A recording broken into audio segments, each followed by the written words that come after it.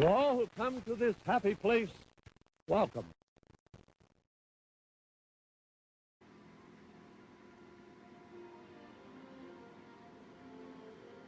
Hey, me from the past, I got those theory ideas you were... Are you busy? Do you want me to come back at a later time? Oh, no, come in. Sorry, I was just doing some research. Alright, well, here's those theories you were asking me about. This is awful. It's just a picture of you and me that you drew.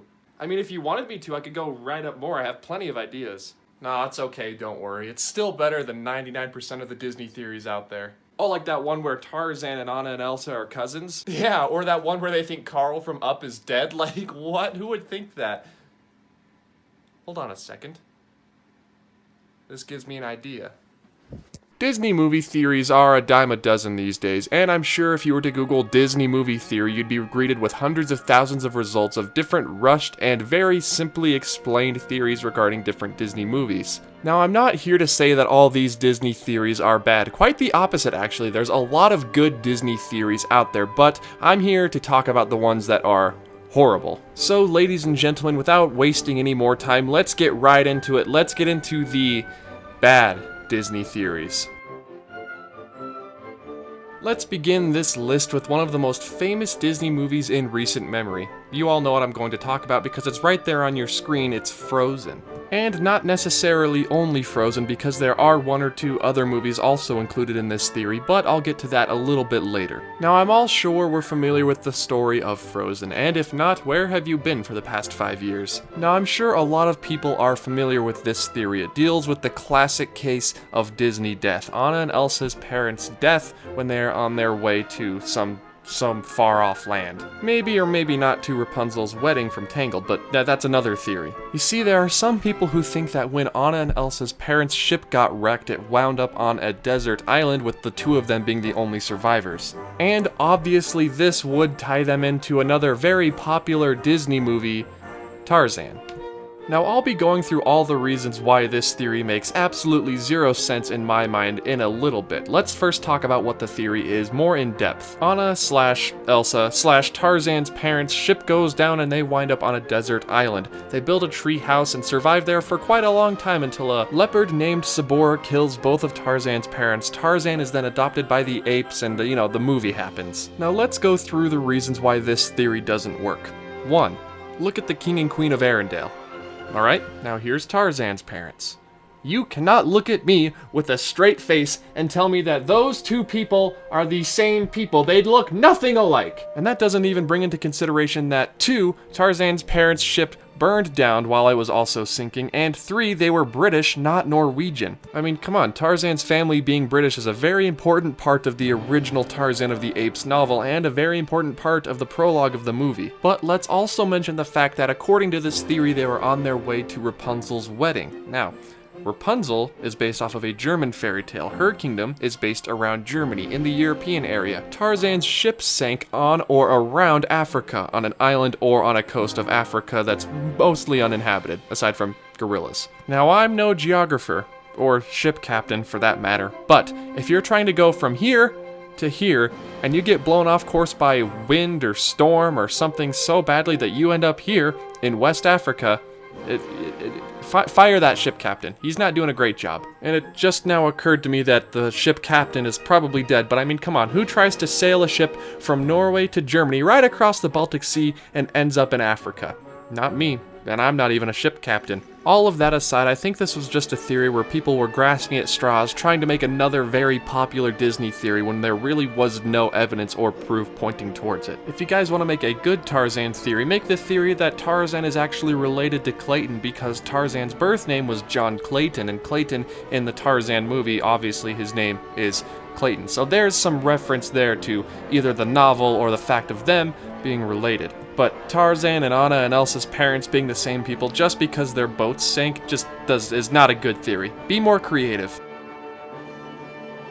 Aladdin. Who else here likes Aladdin? I mean, how could you not? I mean, look at that face. Come on, you can't hate a face like that. Whoa! Okay, I apologize for that.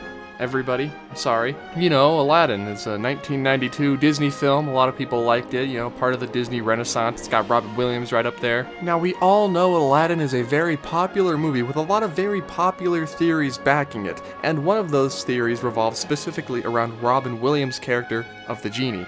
Now, a lot of you probably know what I'm going to talk about here, and you're probably saying to yourself, hey, no, come on now. That theory holds a lot of ground. It might be true. It might be. And I mean, you would be right, because that is what defines a theory, something that might be true, but I'm getting ahead of myself. This theory states that Aladdin actually takes place in a post-apocalyptic far future, you know, kind of like Blade Runner, but, I mean, less neon and more sand. And that is how Robin Williams' genie knows all these references to modern comedians and modern things that we have in our world, like Jack Nicholson or Arnold. People like to point to the fact that Genie said 10,000 years will give you such a crick in the neck when he's first released from the magical lamp, meaning he's been in there for 10,000 years. People also like to point to Iago as being a talking parrot because of a genetic mutation because of the fallout, but I mean, this is Disney. Come on. We've seen them do more outlandish things. People went so crazy over this new theory that they even wrote a BuzzFeed article on it.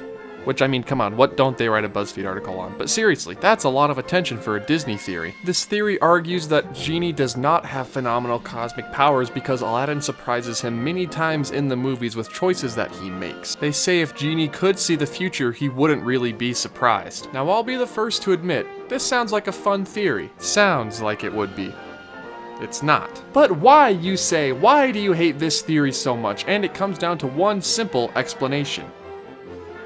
We're talking about a world where mermaids exist, queens of Norwegian countries have ice powers, Greek gods are real, and genies exist. You're overthinking it. Guys, this movie was made with the sole intent of bringing magic to the theaters, and that's how you explain Genie's jokes. 1, to connect with the audience, and 2, it's magic. Of course he can see into the future or the past and turn it into a dragon and blow women out of his fire breath. We have educated crickets who can talk and fairies that exist in this world, and you guys are worried about a Jack Nicholson impression. I'm sorry, I just don't like this theory, okay?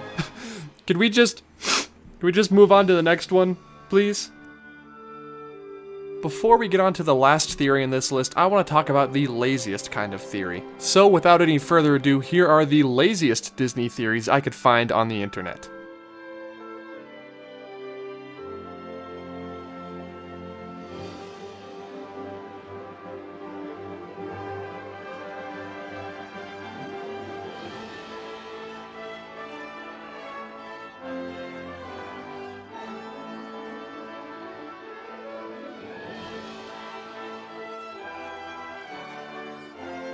You, can't make this stuff up, everyone. And now on to the last theory. Now let me preface this by saying I totally believe that the Pixar theory is a thing. It's very well thought out and I think a really, really good theory. Except for one thing. The ending. It's always the ending, isn't it? Basically, it's a Pixar version of the Disney theory video I made a long time ago and not a lot of you watched. It's basically all Pixar movies take place within the same universe on the same timeline. It starts with The Good Dinosaur and goes all the way into the far future with Monsters, Inc. and then, I guess, kind of loops back around, but I'll get to that later. That's the part that I hate. Now, you're gonna have to keep up with me here because, it gets pretty stupid. In the future, humans evolve into the monsters we see in Monsters, Inc. and travel back in time through doors to scare children to get energy, alright?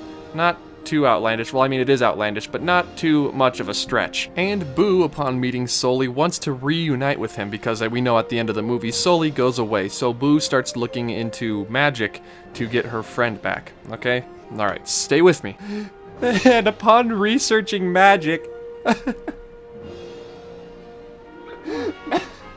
Magic! Sorry. Upon mastering magic, Boo opens a portal to the past and ultimately becomes the witch from the Pixar motion picture Brave. She becomes the witch from Brave. And what led people to come to this conclusion that the witch from Brave is in fact Boo from Monsters, Inc.? There's a carving of Sully on the wall. See it right there?